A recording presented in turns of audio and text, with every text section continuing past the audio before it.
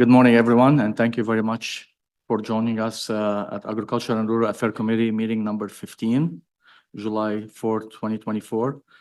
I'd like to begin by acknowledging that this meeting is being held on an unceded Anishinaabe Algonquin territory. The peoples of the Anishinaabes Algonquin Nation have lived on this territory for millennia. Their culture and presence have nurtured and continue to nurture this land. I also like to acknowledge that we have a full gallery here today. We have lots of city staff, and also I have my Lions colleague and club member from the Greeley all the way to be here at our meeting, Dave Agate, and welcome this morning, both of you and my friend, for here this morning to joining us at that meeting. I know it's a long way from Greeley. I'll ask Kelly to do a roll call, please. Counselor Brown, Here. Counselor Kitts, Here. Counselor Luloff, Hello. Vice Chair Kelly, Present. Chair, you have quorum. Thank you very much. Good morning, everyone, again. I will read my chair's statement. This is a public meeting to consider the proposed comprehensive official plan and zoning bylaw amendments listed as item 4.3 on today's agenda.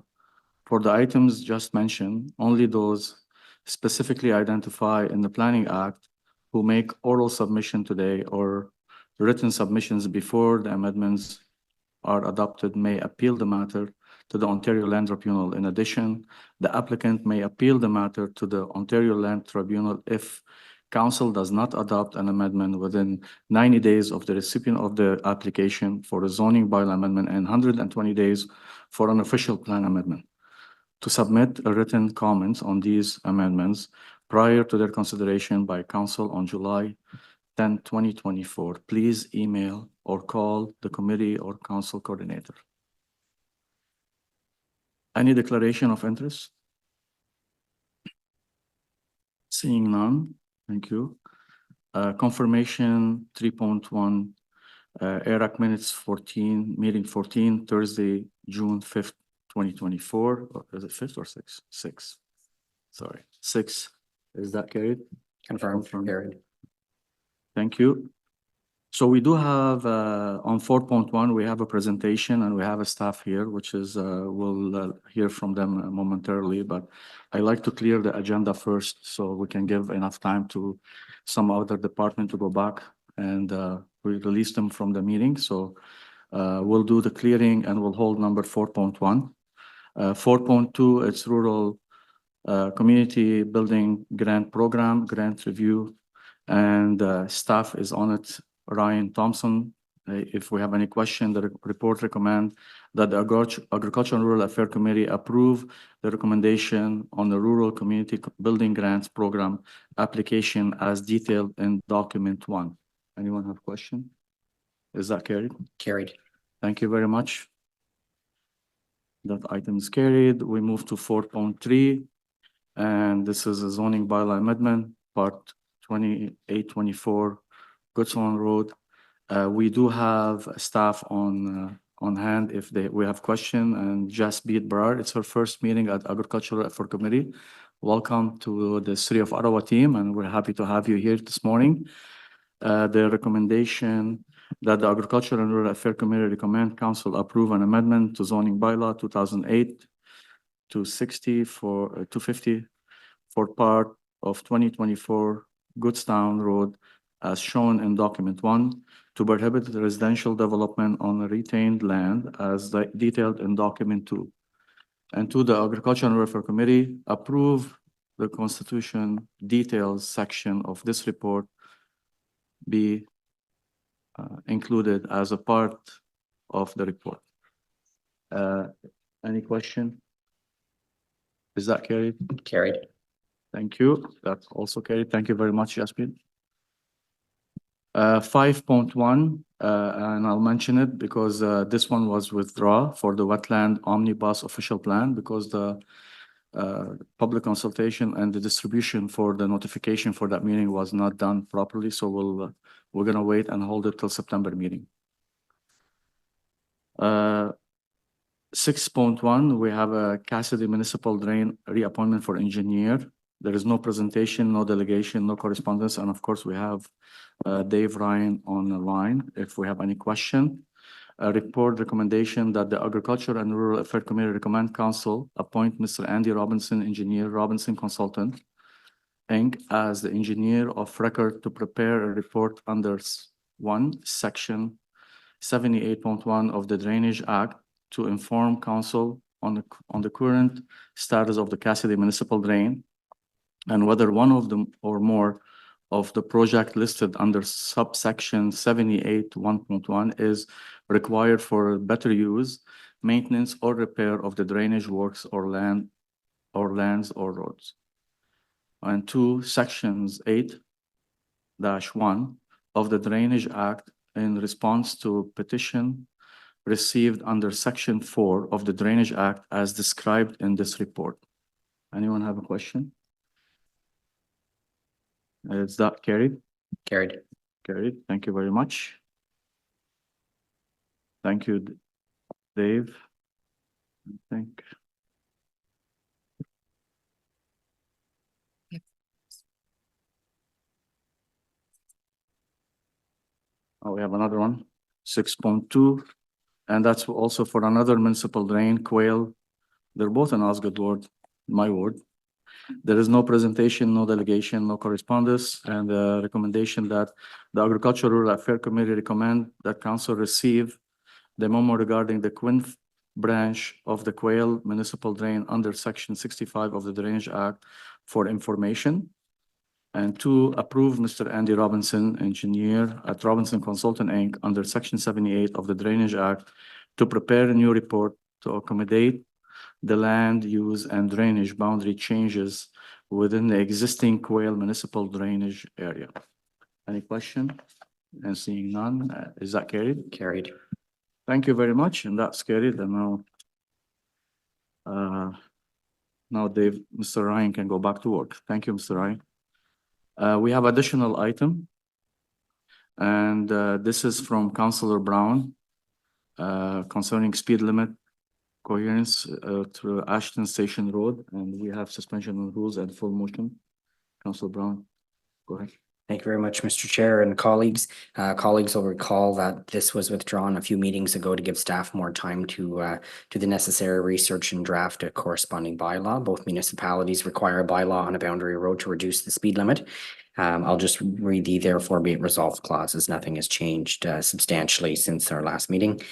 Therefore, be it resolved that the Agriculture and Rural Affairs Committee recommend council approve that staff be directed to draft a bylaw identical to that drafted by the Township of Beckwith that would enable the implementation of a 40-kilometer-an-hour posted speed limit on Ashton Station Road from Ormrod Road to Beckwith 9th Line Road.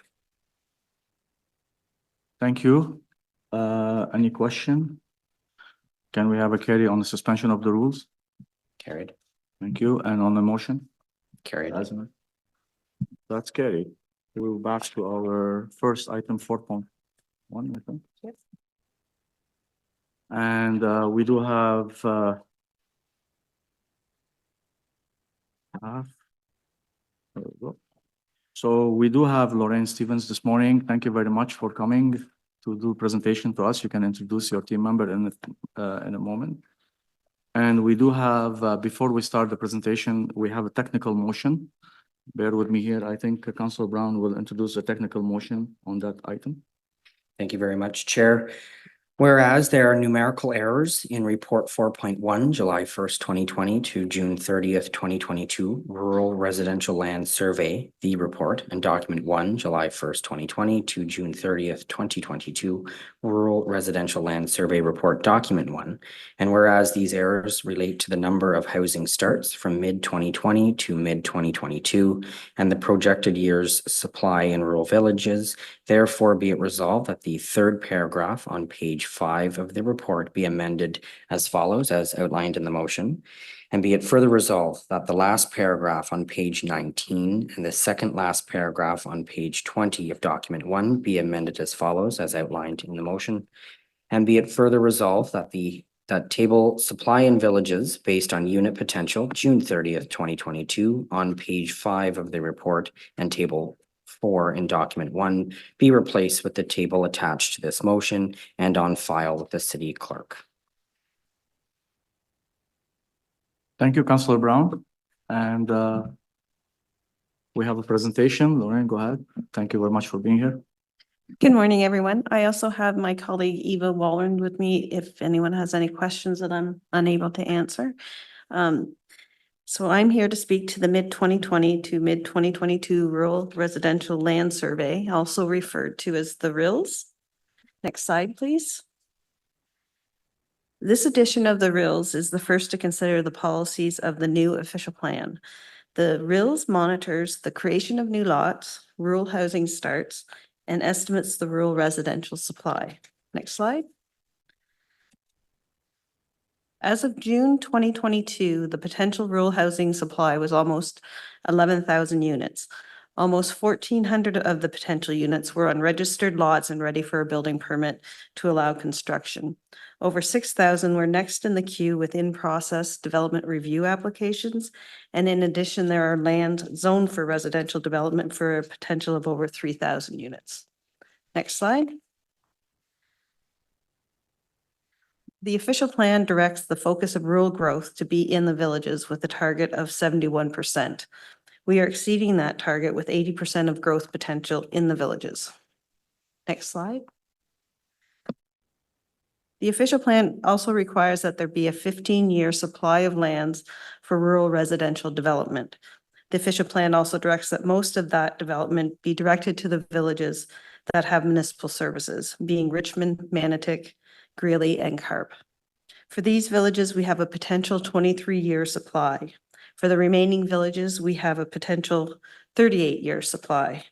In summary, at this point, there's not a need to expand our village boundaries to accommodate growth. Next slide. For reference, this map shows each village with its number of potential dwelling units and years of supply, based on the 4-year average of housing starts for each of those villages. Please note where the years of supply indicate 0, it is because in the 4 years for which the average was taken, there was 0 housing starts. Therefore, the number of years is unknown based on recent projections, but it is anticipated to be 25 plus years. The one exception is Munster, which has 0 potential for future lots outside of a severance application. And that concludes my presentation. Thank you. Any questions? Thank you very much, Lorraine. I think we have questions. I think we'll start with Councillor Kidd. I'm not sure if this is a question or a comment, but I think what concerns me about what we're seeing is that while growth is directed to villages, it's not sort of equitable across the city. So we're seeing tremendous growth in Richmond and Manotick, Greeley as well, and then really stagnant growth in other villages, such as Navan, for example. And my concern is that without a moderate growth in those areas, villages will stagnate and we will lose our local businesses, schools will close. We've seen that, at villages like Sarsfield where the school closed. And that's a concern. I realize that that's more of an official plan conversation, but it was a concern for me when we reviewed the official plan, and it's still a concern for me now. So I don't know if there's a question in there, or if you could speak to sort of why there isn't more growth happening elsewhere, or if that's something that your team looks at in any way to see, if there are opportunities for growth in other villages where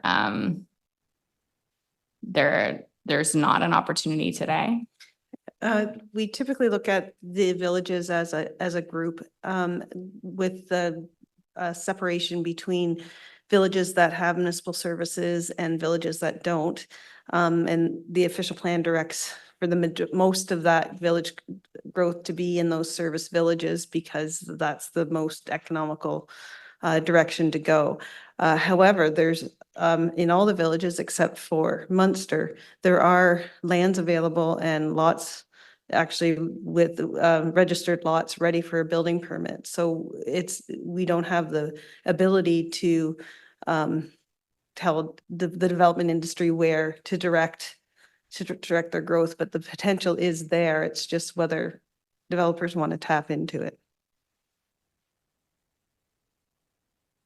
Thank you, Councilor Kidd and Councilor Brown. Thank you, Chair, and thank you very much for the presentation. In terms of expanding village boundaries, when we have all of this targeted growth in a few of the villages that the city has, when it does come time to review the potential expanding village boundaries, is it done on a village to village basis, or do we expand all of the boundaries of all of the villages at once? My understanding is that we treat them as a unit. So if we are going to expand the village boundaries, we would look at where it makes sense. And that could mean some villages expand the boundaries and others not. There isn't a balanced approach in terms of expanding the boundaries. Perfect, thank you. And I'm not sure if this is a question I should pose to you and your team or someone else offline. But when we look at the growth potential and the number of years of land reserve in these villages, the growth we're seeing now is densely packed, very different from how villages have grown in the past. Is that type of land supply factored into the number of units being constructed in there? Because a 1 acre lot takes up more space than a 34 width lot in some of these high growth development areas. So when we look at that reserve land supply, is that calculated in, or do we just base it on housing starts in the villages?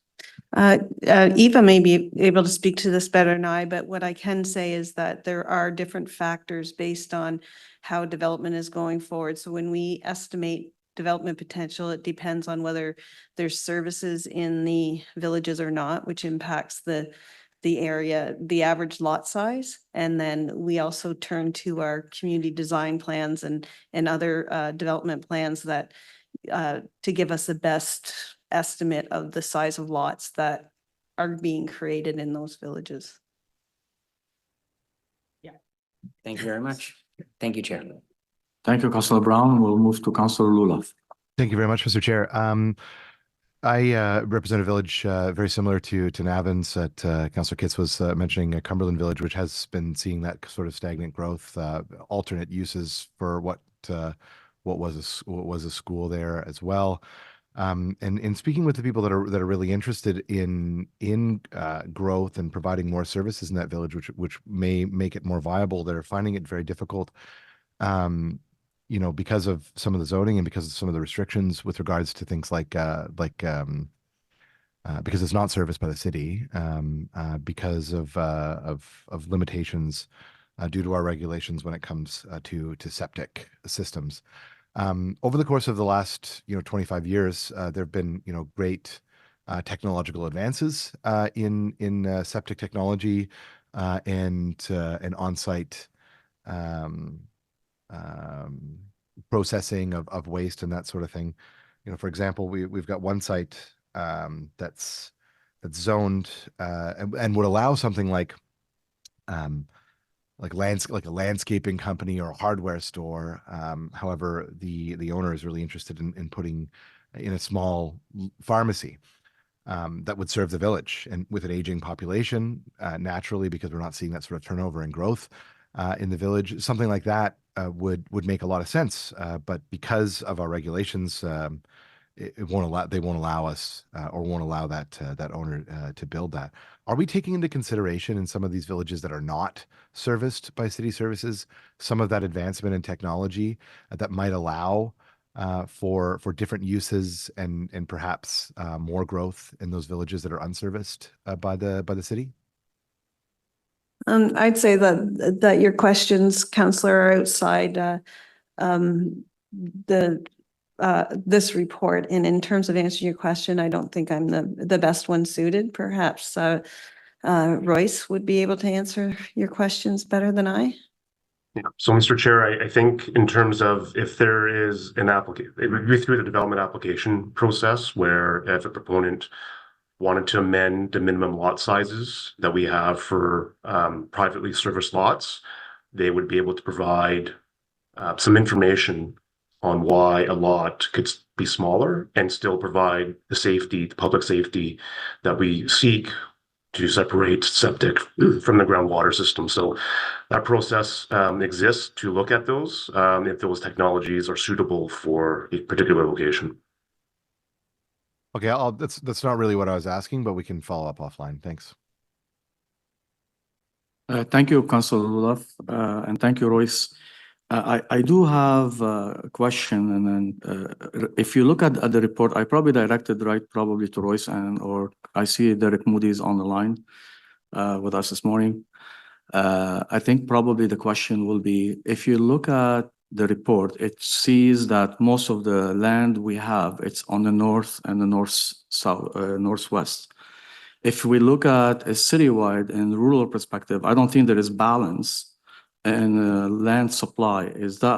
Am I reading this right? Or if you look at Greeley per se, or you look at Cumberland area in the east end, and you look at in Richmond and Richmond and Manotick, I see the supply is more. So are we really driving the development industry to only go into one area because we are really stopping the growth in other villages? And that's what it's creating to myself. If you look at some villages in the rural area, and you can't say all the villages look the same because each one of them has a different unique characterism. If you look at Richmond are different than Manotick, Manotick different than Greeley, Greeley different than Osgood, Osgood different than Vars and other area.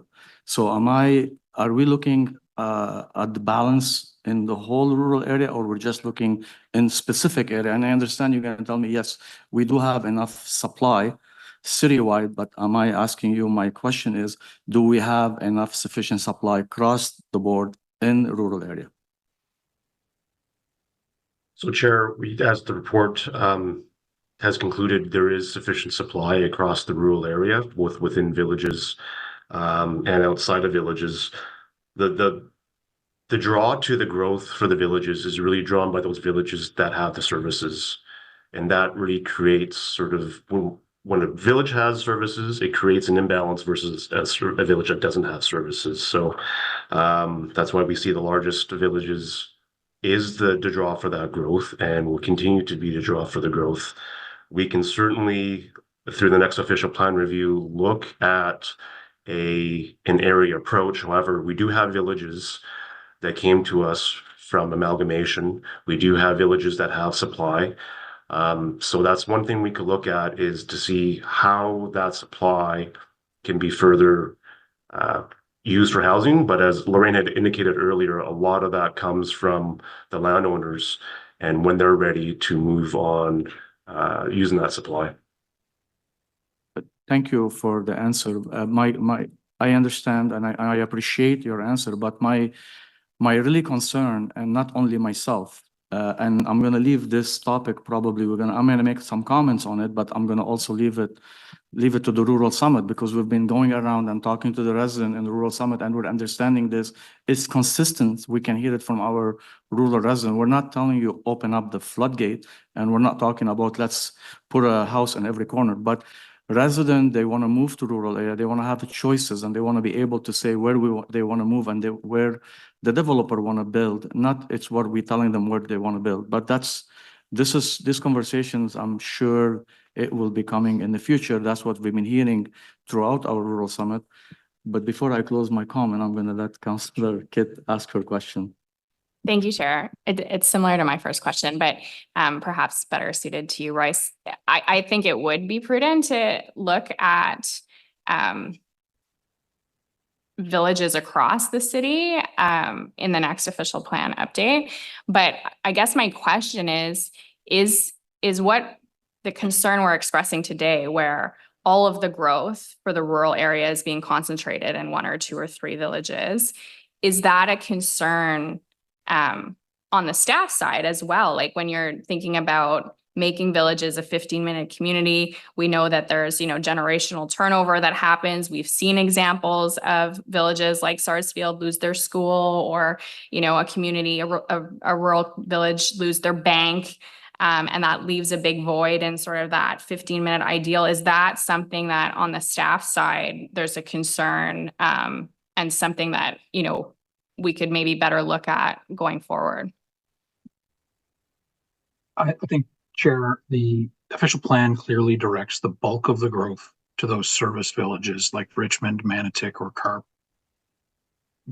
I think the point that the councillor raises is completely valid from an economic development perspective. You know, those other villages are allocated or anticipated to see some growth as well, though albeit not at the same scale as the service villages. And it is important for those villages to have the opportunity to grow. I think if we look at some of it, and I think what the finding of this report is that all of the villages do have land available within them to grow. And one that I'll point to as an example, village of Kenmore. You know, I don't think we would categorize it as a high growth area, but there's well over 50 acres of land available in the village of boundary of Kenmore that could be developed if there was, you know, a market a market demand for it, or property owners that were, you know, looking to advance that development opportunity. And I think that's where some of that challenge lies, is that there is land in the villages that could be developed, but for various reasons, and it could be, you know, the property owners have different interests. They may still be interested in farming the land as opposed to developing it. There may not be a significant market demand in some of our villages as we get sometimes further out from the city core. You know, those lands aren't advancing in some of those villages, and it is a concern for sure that you know, if they stagnate too long, we do see that reduction in services, and we do see that reduction in overall interest in that. It gets harder to get that momentum going in some of those communities if they stagnate for too long. Thank you. Thank you for that answer. I'm usually talking about how fast my community is growing. So two hats today, but appreciate those responses. Thank you.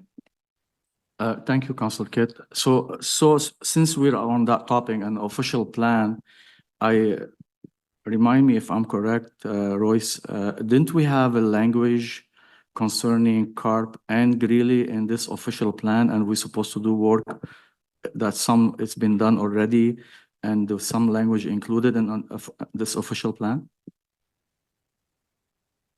Sorry, Chair, could you just clarify, are you asking if the official plan has specific wording with regards to the 4 largest villages, or is it in regards to something more specific to a review? So something more specific in Greeley and Carp. I know there is a language was provided in this official plan to look at those villages. Am I correct on that one, or? So if there's nothing in the official plan that speaks to reviewing those villages, however, as part of the official plan review, as part of the work plan that the department put forth for its term of council, our department will be undertaking a review of the village plans in 2025. Thank you.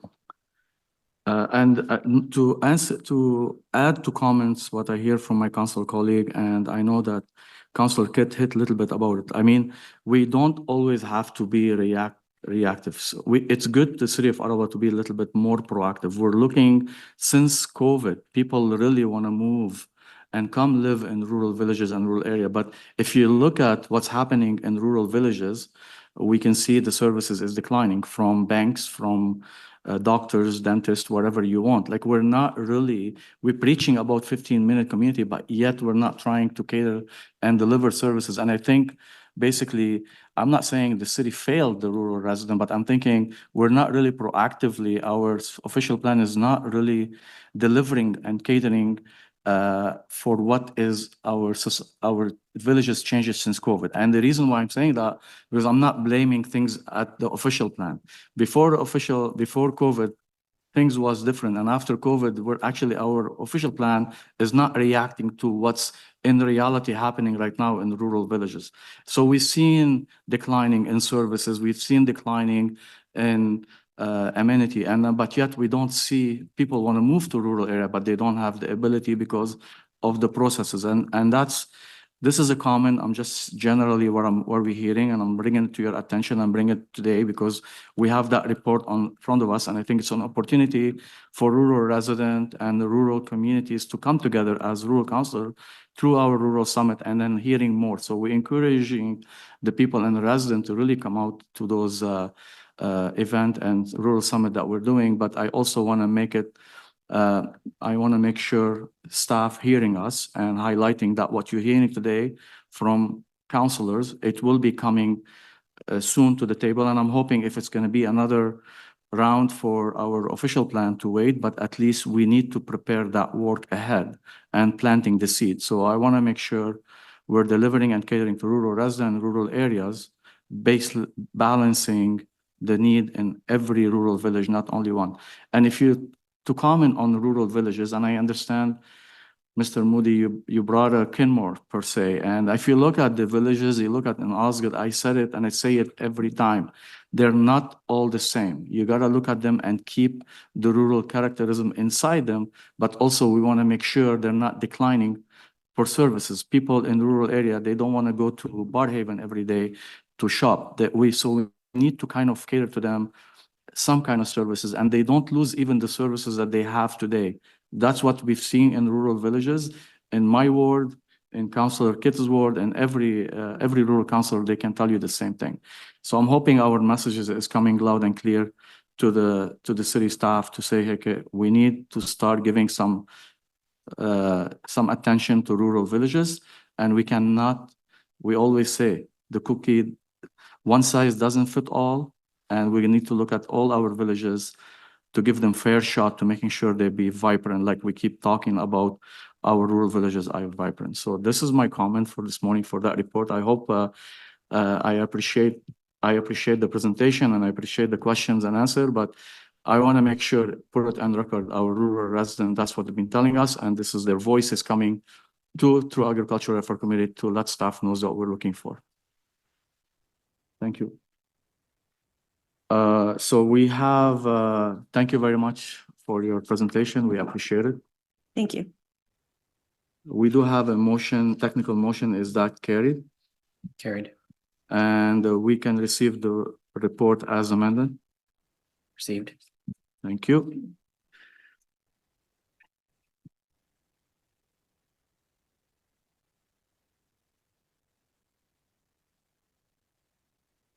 We go back to, I think our agenda item is almost done. We go back to the 7. There is no in-camera items. 8, we have a IPD that been delivered to us through our from Councillor Clark Kelly. And we do have item number 9. We have open mic session, and we have John Hendricks and Jane Patterson from Small Flock, Ontario, to share with us some presentation. We'll give them a few minutes to come to the front and then share the presentation with us. We usually give 5 minutes, but because you coming all the way from Russell and all the way from Osgood Ward, John, we're going to give you 10 minutes, 5 each. So we'll give you a few minutes to wrap and to set up.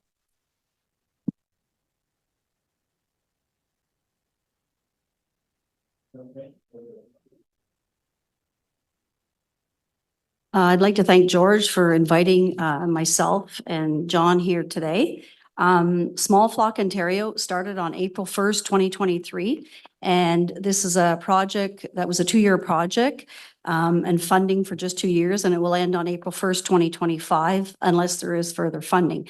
Currently, it's funded by the Sustainable Canadian Agriculture, Poultry Industry Council, OMAFRA, and the federal government. In Ontario, there are over 25,000 small flock producers that are currently registered and many that are not registered. There are 2,000 commercial flocks, and what they were finding was that the commercial flocks get all of the information and have a huge support group through the industry. and are aware of where and when avian influenza is hitting and any of the other diseases. But the small flock owners were left in the dark. So since it's virtually impossible to visit all the small flock producers, we're reaching out by visiting feed dealers, attending farm shows, attending fairs, and visiting municipalities. So our goals are to educate as many people as possible on how to protect their flocks from diseases, primarily avian influenza. So we're encouraging everyone to sign up for our newsletter, which provides information on all our poultry diseases and location of outbreaks across Ontario. So by attending some of these places like the farm show, we had people sign up to the newsletter, and they get updates on what's going on. So we also handed out several backpacks while we were at the farm show. And so it's just something to kind of help people. It's a disinfectant to clean their barns, proper disinfectant with boots, and just trying to teach people biosecurity and how to keep a healthy flock. So we had a webinar earlier in the spring to bylaw officers in Eastern Ontario. And we're trying to have another one in the fall before migration happens. So just so everyone knows is that avian influenza it comes from wild ducks and geese. It doesn't come from a residential flock. It only comes from the wild. John and I are case officers, and so we're here to assist small flock owners in the case of an outbreak. And we would be able to support them. CFIA would be coming in and disposing of their birds, but we would be available to assist them and guide them through the process. And there are phone numbers that you can contact, like for dead birds or wildlife. It's the Canadian Wildlife Health Cooperative. And if you have a domestic birds with a disease, you'd contact in this case, the Ottawa District CFIA office. So I have their numbers here, and I provided the counselors with that information. And now I'll let John explain a little bit about segregation and biosecurity. And then after that, if you have any questions, we can answer them or try to answer them. Yes, I guess I should push a button. There we go. So I guess I'm one of these small flock guys. I got like chickens and ducks and geese and guineas and all kind of stuff at my place. And since joining the small flock, I've changed kind of a lot of little things at my place. But one of the biggest things is your birds, where you're getting your birds from. You know, that's probably the most important thing. Bird movement, like, you know, if you're, I mean, Jane just informed me of this before, but about bird auctions. Bird auctions is probably one of the worst places somebody can go and buy a bird, because you're getting a whole bunch of birds coming from a whole bunch of different places, all into one area. There's maybe 30, 40, 50 different places these birds are coming from. So if there's one sickness somewhere, by the time these birds are heading home to your place, they probably pick something up, and you won't notice it maybe for the first day or two, but you know, eventually you're going to probably see something. Well, not eventually, but sometimes you will, sometimes you won't. If you're lucky, you don't. But I think for the most part, we have to be very careful where we're getting our birds from. Like George says, he gets his stuff from the co-op. Everything comes from co-op. If you got one source where you're getting all your stuff from, you're probably always going to be safe. But it's bird movement and the way you're taking care of your birds too. Like if you're letting your birds run, having a little bit too much freedom. You know, I mean, my place this spring, I had Canada geese coming within 25 feet of my barns. And that's not a good thing. So I had my birds fenced in more than I ever have before, because I don't want them getting in contact with these geese that are running around in my fields. But we're all about just educating everybody, you know, all the little biosecurity measures, keeping your coops clean, keeping, you know, like sole source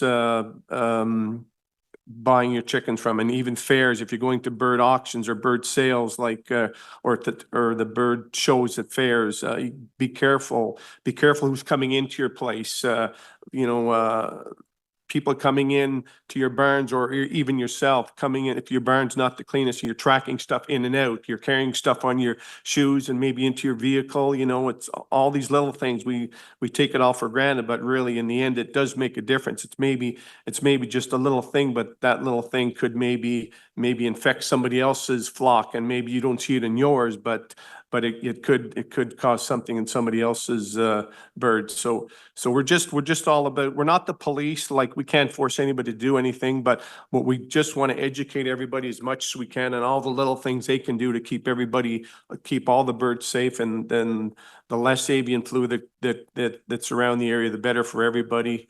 And that's what we're trying to do. And we're visiting as many feed mills as we can. I think we've covered from the Quebec border all the way to Cobourg, Jane and I, for feed mills. And so we've done a big job of Ontario, just the two of us already. So, and we're just like, it's an education thing, but biosecurity for farmers is probably the most important thing to keep all the birds safe in the area. So. Is there any questions? Thank you very much for the good presentation. And I know that bring lots of information to us this morning. I know there is concern in the rural area, specifically in small flock, and we will appreciate you take the time this morning to come here and share those information with us. I know that Farmer Brown have a question for you, so. Okay. He's you a very chicken much, Chair. farmer, by the way. Thank you very much, Chair, and thank you very much, Jane and John, for the presentation. I think it's fantastic that you've come out today, and I wish more of our urban colleagues were here so they can hear the, I guess, the diverse issues that Ottawa City Council and its committees hear. Through the updated zoning bylaw that the city is working through right now, one of the things that we're doing is reducing the restrictions for backyard chickens in the city of Ottawa. I don't think we're going to see it in the highly urbanized area, but we are certainly going to see it on lots that have that size to accommodate birds. Have you been able to work with our bylaw officers here in the city of Ottawa to help develop an education plan that we can share? No, we have not. Okay, so that's probably something that we can help with here at this committee. And I know you have a lot of information. You've been generous and provided us with some of that and some takeaways. But is there a way that you could send us some information that each of the rural councillors could share on our networks? Sure. Yeah, I'm going to speak with my colleagues at Small Flock Ontario, and there is a ton of information that is available on our website that you can print off. And there's webinars happening all the time that people can go on and attend. So that's what we're hoping to have for your officers in the fall, is to have them join a webinar. But in the meantime, all of this information is available on the website. And even after April 1st, 2025, if there isn't any more funding, that information will always be there. And you can email them and you can ask questions, and it will get back to you. But certainly we can work together with your bylaw officers. Perfect. Thank you very much. And I also want to say that, Ottawa is blessed to have 5 fairs in our area. And I think it's great that you're going out to those. And personal plug, or, biased plug, Richmond Fair is the best fair, also the oldest fair in the city of Ottawa. Thank you, Chair. Thank you. Thank you, Councilor Brown. We probably agree to disagree on that one, but like you mentioned, all fairs are great, and we're happy to see you and hear that you'll be presented. Also, if you have some information or some news, I also encourage you to send it to the rural council or send it to myself, because we do have newsletters that's not related or plugged to the city's website. We can send it to our constituents separately. So each council will have a newsletter, and we have our media outlet, and we have our social media. We can put them on. We can help you. We also do lots of community event, and we've been trying to share those events with you, hopefully that you can come out and have an opportunity to talk to the residents in rural areas. So, but I really appreciate your being here this morning. We thank you very much for your information. I know John and I have been meeting couple times concerning small flock, and then it's a very educational, and hopefully you get the funding for next year, because this is a very good program and we're very educational for our rural residents. So thank you very much, both of you, for being here this morning with us. Thank you.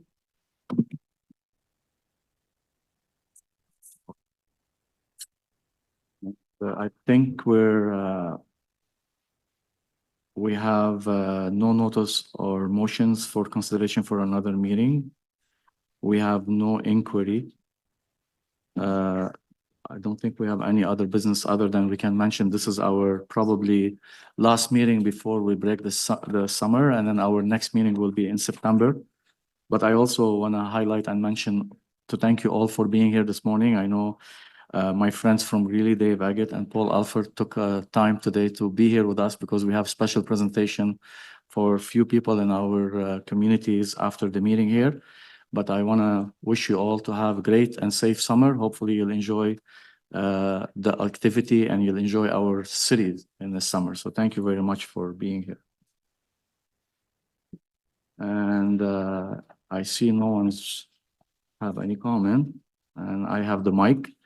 So our next meeting, like I mentioned, is September 5th, 2024, and we'll call the meeting adjourned. Thank you very much for being here. Enjoy your summer.